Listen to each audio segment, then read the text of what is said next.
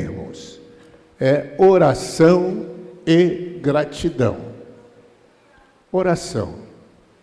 Porque os discípulos podiam pedir tantas coisas, não é? Mas são duas atitudes na Bíblia que nos chamam a atenção. A primeira dela foi com Salomão. Quando Salomão vai orar, ele faz uma oração diferenciada. Nunca até então alguém tinha feito uma oração igual a dele. Porque as orações, Senhor, mata o meu inimigo, eu quero isso, eu quero aquilo outro. Mas ele não pediu nada disso. Não pediu riqueza, não pediu fama. Ele disse, Senhor, eu quero é sabedoria. Então, quando ele faz essa oração, Deus olha para ele e diz, rapaz, você orou tão bem, nas nossas palavras, né? Que você não vai ter só sabedoria, eu vou te dar riqueza, vou te fazer uma série de coisas que você nem pediu, não é? Nos despertando para essa questão da oração. E os outros discípulos que estavam todo dia com Jesus, eles começavam a ver Jesus falar alguma coisa, e o que Jesus falava acontecia, e aquilo eles entendiam que era a oração de Jesus. Jesus já havia feito tantas coisas, e eles mesmos diziam, tu és o Messias, tu és o Filho de Deus. Então, se ele é o Messias, o Filho de Deus, é hora da gente pedir, como algum até tentou, né? O João e o André, que eram também parentes de Jesus, eles pedem, Senhor, quando estiver lá no seu reino, a gente quer um assento diferenciado, eu fico na tua direita e meu irmão na tua esquerda, né? E a mãe deles também veio confirmar o pedido de Jesus, mas não é bem assim, não. E aí, os irmãos conhecem a história que ele vai pegar uma criança e vai dizer que tem que agir como uma criança. Mas os discípulos como um todo, num determinado momento, ele chega e diz assim, Senhor, ensina-nos a orar. Jesus era um exímio pregador. Jesus era um exímio ensinador. Nunca ninguém pregou quanto ele e nunca ninguém ensinou quanto ele. Ora, o que é que a gente iria pedir a Jesus? Jesus, me ensina a pregar. Jesus, me ensina a dar uma aula. Mas eles pedem, Senhor, ensina-nos a orar. A oração nos nossos dias a gente diz, a oração é a chave de quê? A oração é a chave da vitória. Mas cada porta tem uma chave, irmãos. Cada porta tem uma chave. E nós, assembleanos, temos mania de usar uma chave para tudo. E aí as portas não se abrem, né? Porque cada porta tem uma chave. Então, a proposta desse tema é que, dentro das Escrituras Sagradas, aquilo que o Espírito Santo revelou já com relação a isso, nós vamos estar. Alguém já aprendeu, irmãos. E essas coisas não são ensinadas em seminários. Isso é vivência, é estar na presença do Pai, é intimidade com o Pai. Aí ele vai revelando esses segredos que são para poucos. Não é para todos. Por que não é para todos? Porque nem muitos atentam para essa realidade, não é? Então, ensina-nos a orar. E nós vamos aqui rapidamente falar, para entrar nos propósitos, sobre oração vitoriosa. Oração vitoriosa. É uma oração. Os irmãos já oraram, eu venho dizendo para alguns irmãos que nós estamos num tempo que talvez na história da humanidade mais se orou. Eu não me lembro de uma época que se orou tanto quanto se ora nas igrejas. É só os irmãos orarem antes das eleições, durante as eleições.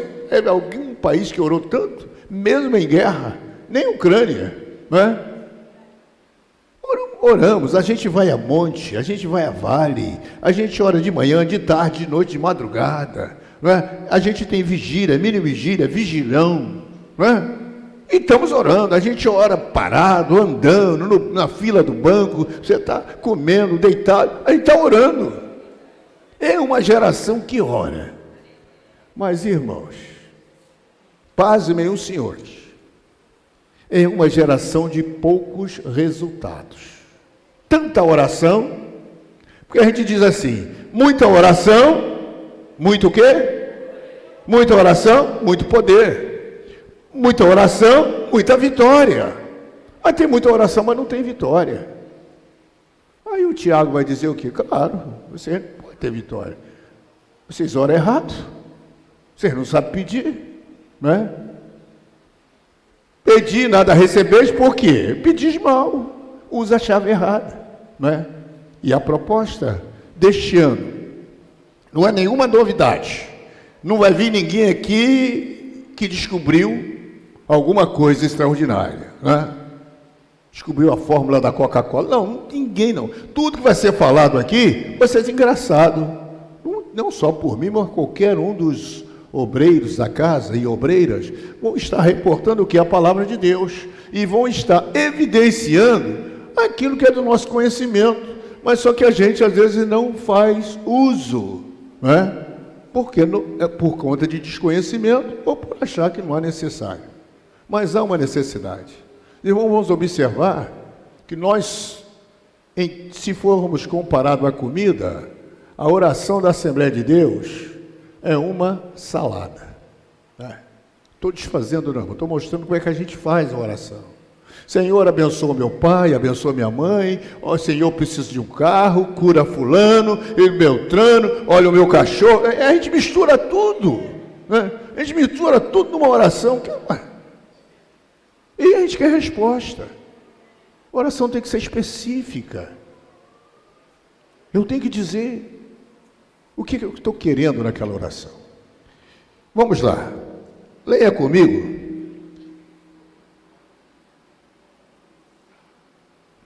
Filipenses capítulo 4. O versículo é o de número 6. Quem achar aí pode ler, por favor.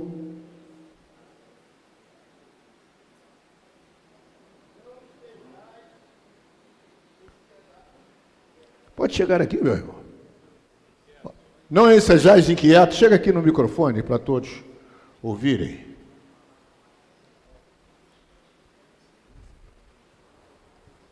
A paz do Senhor para a igreja. Não estejais inquietos por causa alguma. Antes, as vossas petições sejam em tudo conhecidas diante de Deus, pela oração e súplica, com ação de graças. Com ação? Entenderam o que o apóstolo Paulo está dizendo?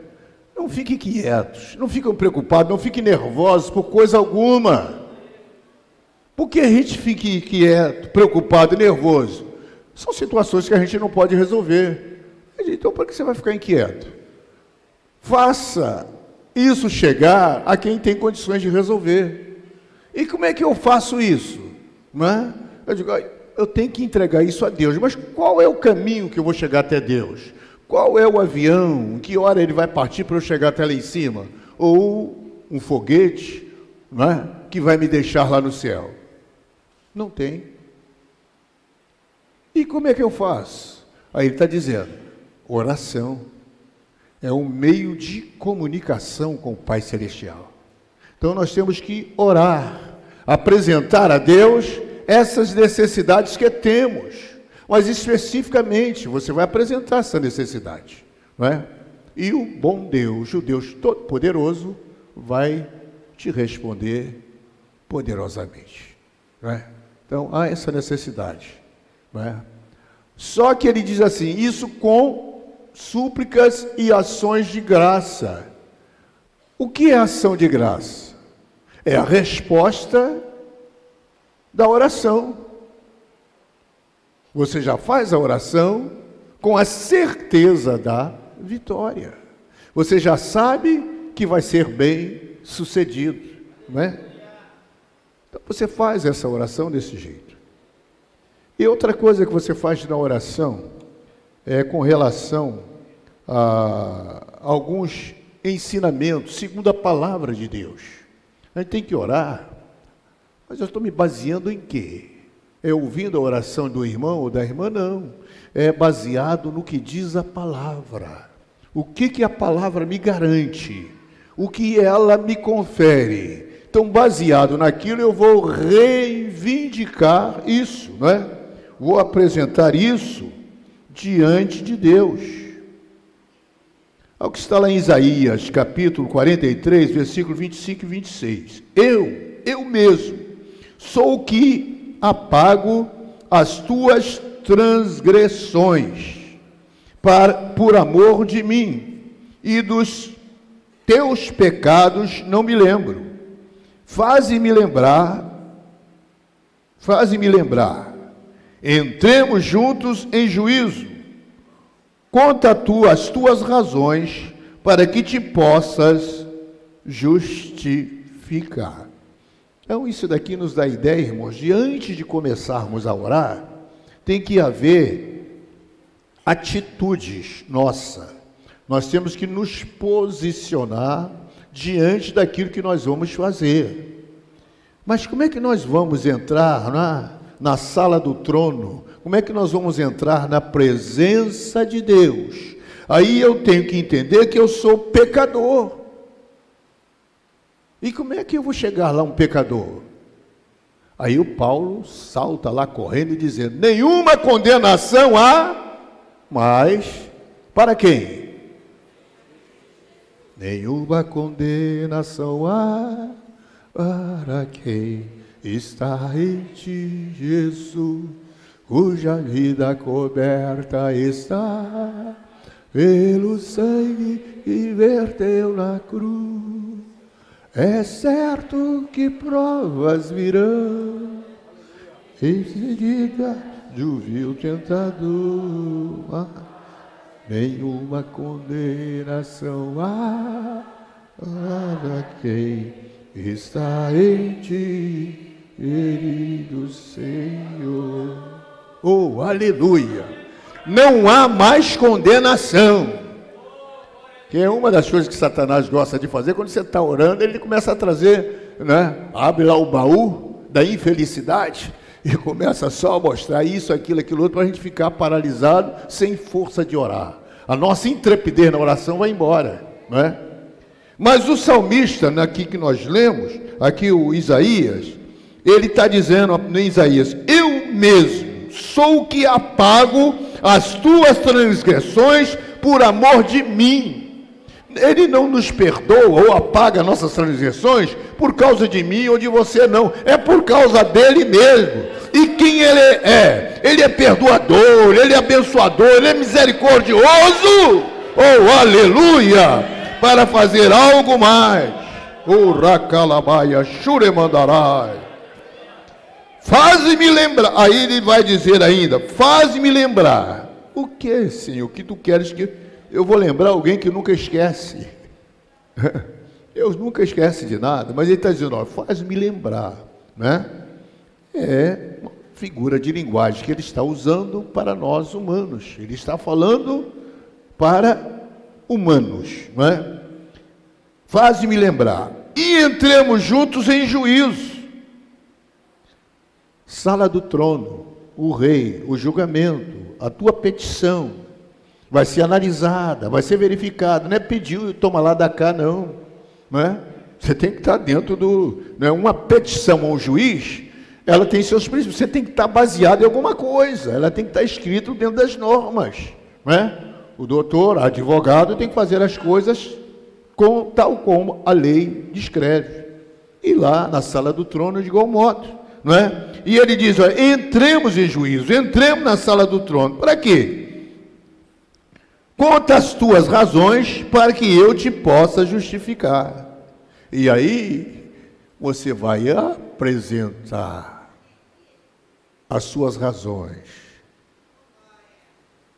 E aí a gente começa a analisar. Estou orando a Deus. Por que eu estou orando ao Senhor? Começa a se perguntar, por que eu estou orando ao Senhor? Eu estou pedindo a Deus,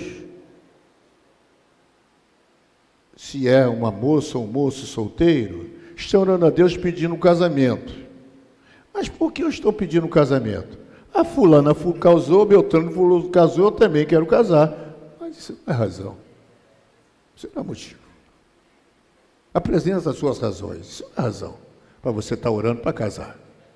Você não está mostrando a Deus que você precisa casar. Você não está mostrando a Ele que você tem a necessidade de ter alguém ao teu lado. Então essa razão é frágil, é fajuta, não é? Aí a gente tem que analisar. Porque aí, a partir do momento que a sua razão faz sentido, Ele te justifica, né? E isso vai acontecer com a morte e ressurreição de Jesus, né? Aí nós somos justificados. Mas é Ele que perdoa as nossas transgressões. Primeira coisa, para eu chegar lá, primeira coisa, eu tenho que, Senhor, me perdoa de todo pecado. Porque às vezes a pessoa já chega, Senhor, já chutando a porta, né? Chuta a porta, chuta a porta, estou aqui. Vai me abençoar ou não vai? Afinal de contas, ó, 30 anos de crente, fiz isso, fiz aquilo, aí começa, né? Dá uma de Ezequias, né? Senhor, como é que pode? Eu fiz isso, fiz aquilo, te servi toda a minha mocidade, toda a minha vida, fiz isso, e agora? Tu vai me matar? Que Deus é esse? Isaías, volta lá. Eu não quero isso. Esse tipo de servo não dá. Diz a ele que eu vou acrescentar 15 anos. Ele não entendeu o que eu queria fazer. Então dá mais 15 anos para ele. Porque não é desse jeito. Não é? Então, está escrito na Bíblia para o nosso exemplo. Então, nós temos que saber pedir, saber agir com relação a isso. Ele perdoa as nossas... Então, eu tenho que entender que eu tenho transgressões. Aí eu tenho que entrar o quê? Humildemente. Senhor, me perdoa, tem misericórdia de mim. Porque não há homem que não peque, irmão. Todos nós pecamos, todos nós falhamos. Então, antes de chegar, eu tenho que reconhecer, né? É igual aquele fariseu lá que orava e o publicano, né? Fariseu cheio de história, cheio de marra. E o publicano, Senhor, tenha misericórdia de mim. Quem foi justificado? Não foi quem falou bonito, quem falou alemão, inglês ou francês, mas quem disse lá, Senhor, tem misericórdia de mim, porque eu sou um miserável pecador. Desceu justificado, não é? Saiu de lá. Então, ele que apaga as transgressões. Aí o salmista, no Salmo 103, versículos de 3 a 6, ele vai dizer: Ele é o que perdoa todas as suas iniquidades e que sara todas as tuas enfermidades, que redime a tua vida de perdição, que te coroa de benignidade e de misericórdia, que farta a tua boca de bens, de sorte que a tua mocidade se renova como a águia. O Senhor faz justiça e juízo a todos os oprimidos. É Ele o que perdoa todas as tuas iniquidades. O Salmo vem dizendo: bendiz a minha alma ao Senhor, e tudo que há em mim, bendiga o seu santo nome. Bendiz a minha alma ao Senhor, e não te esqueças de nenhum dos seus benefícios, porque é Ele que perdoa. E aí eu tenho que bendizer, eu tenho que agradecer, eu tenho que ser grato, esse ato que só Ele podia e fez. Só. Então eu tenho que ser grato a Ele por isso, né? E aí ele diz mais, né? Perdoa todas as iniquidades, que sara todas as tuas enfermidades. Não há só um tipo de enfermidade que Ele pode sarar, não, mas todas as enfermidades. Que redime a tua vida de perdição, de sorte que te coroa de benignidade e de misericórdia, que farta a tua boca de bens. Aí está o problema da oração, né? Embora tenha aquelas pessoas da Libra, né, que se comunicam através de sinais, mas são pessoas especiais, é um outro caso, é um outro tipo de linguagem. Mas quem é normal usa a língua, usa a boca. E aí que a gente precisa pedir o que o salmista pediu: Senhor, põe uma guarda na minha boca, e vamos orar com sabedoria. Aí, se vocês se lembram, tem uma moça na Bíblia que ela faz uma oração, e na oração dela, o cântico dela, melhor dizendo, ela mostra que em algum tempo, em algum momento da vida dela, ela não soube dominar a sua língua. Estou falando de Ana. A Penina era terrível, era. Mas o problema todo que Ana sofreu não foi por conta de Penina. Penina foi consequência. Mas a arrogância de Ana, ela é mesmo que diz no salmo, no cântico dela: não faleis coisas de altíssimas altivezas. Ela é altiva. Era a atitude dela, a forma de se expressar dela, né? Eu imagino Ana, uma moça bonita, formosa, e era de fato, né? Que chamava atenção, mas aquela história, né? Engravidar, vai deformar o meu corpo, vai me envelhecer, eu não quero saber disso, eu não quero ir, isso é, aí, enfim. E nessa hora, se viaja na maionese, não pense e diz o que vem à boca. E pelas nossas palavras nós somos julgados. E pelas nossas palavras nós somos condenados. A Bíblia não engana ninguém, irmãos, ela é clara. E o Espírito Santo é quem nos ensina e nos revela, não é? O que está a acontecer. E aí então ela fica naquela situação. Aí Eucana precisa casar com uma outra mulher, escolhe Penina, e essa tem filho de manhã, filho de tarde, tem filho todo dia, e ela não consegue ter filho, não é? Até o dia que ela vai ter um particular com Deus lá no templo. Quietinha lá no canto dela, ela chora e diz algumas coisas lá para Deus, não é? E o profeta diz: vai cá, vai, Deus vai mudar o teu quadro, vai mudar a tua sentença. E mudou, não é? Então é Ele que enche a tua boca de bens. O que tem que sair da minha boca não é maldição. O que tem que sair da minha boca não é ofensas. O que tem que sair da minha boca não é palavrão. O que tem que sair da minha boca não é cantado. O que tem que sair da minha boca são bens. Palavras são consideradas pérolas, são consideradas joias. Às vezes alguém diz assim: poxa, olha a pérola que saiu da boca dele ou da boca dela, não é? Quer dizer, palavras que as pessoas admiram. Você imagina uma palavra dita a seu tempo: maçãs de ouro em salva de prata é a palavra dita a seu tempo. Que coisa maravilhosa!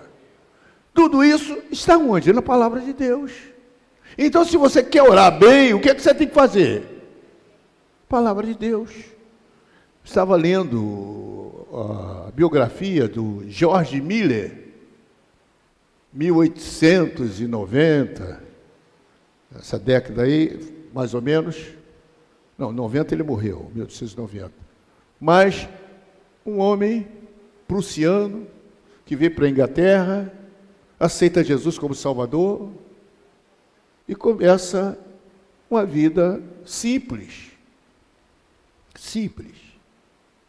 Até o dia em que ele vai a uma outra cidade, aí ele já cresceu no conhecimento, era um teólogo importante na Inglaterra, Bristol, Londres, e tinha já 3 ou 4 seminários na responsabilidade dele.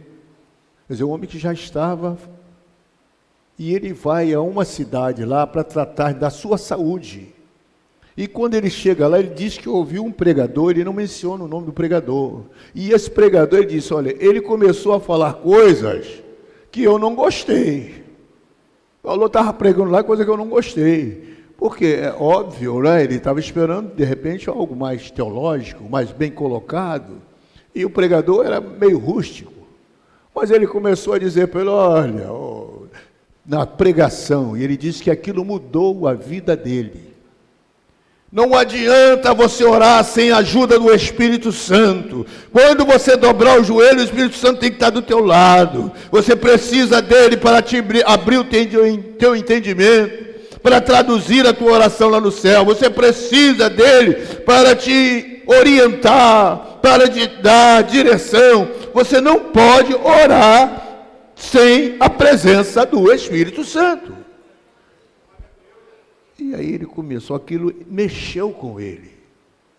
Ele diz que vai para casa, muitos livros, ele diz, olha, deixei os comentários bíblicos de lado, entrei no meu quarto e comecei a meditar na palavra e a orar.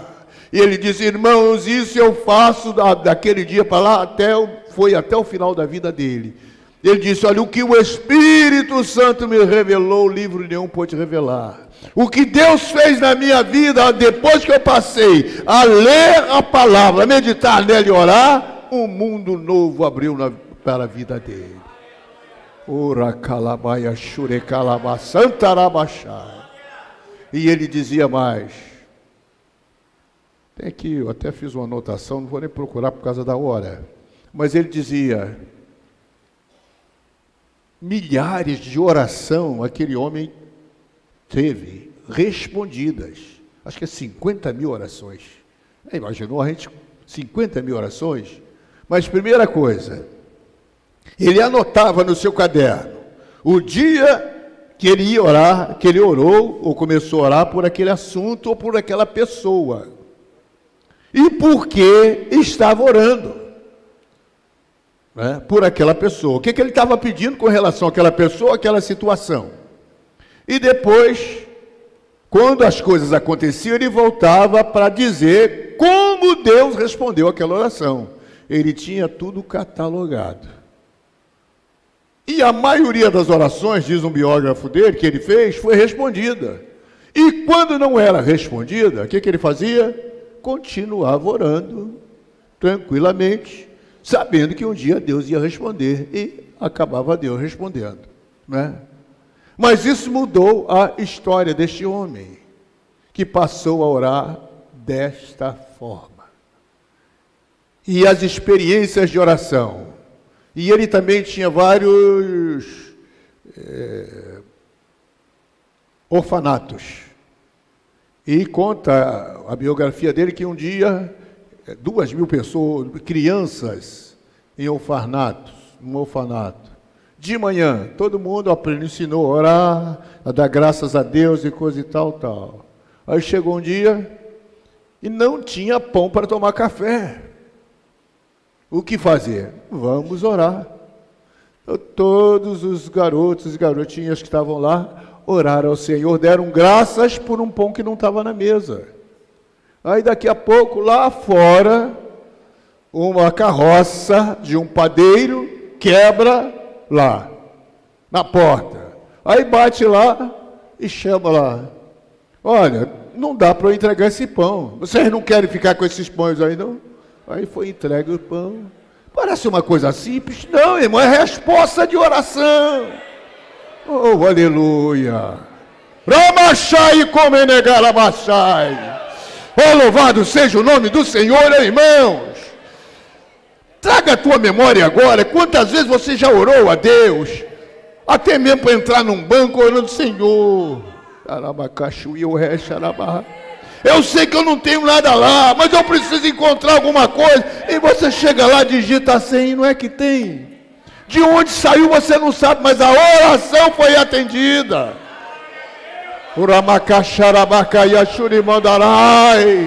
Você ora a Deus e diz, estou com essa enfermidade, isso, faz os exames. Aí o médico manda repetir, mas você ora, Deus já me curou. E quando chega lá o médico, mas cadê? Estava aqui, por que não está?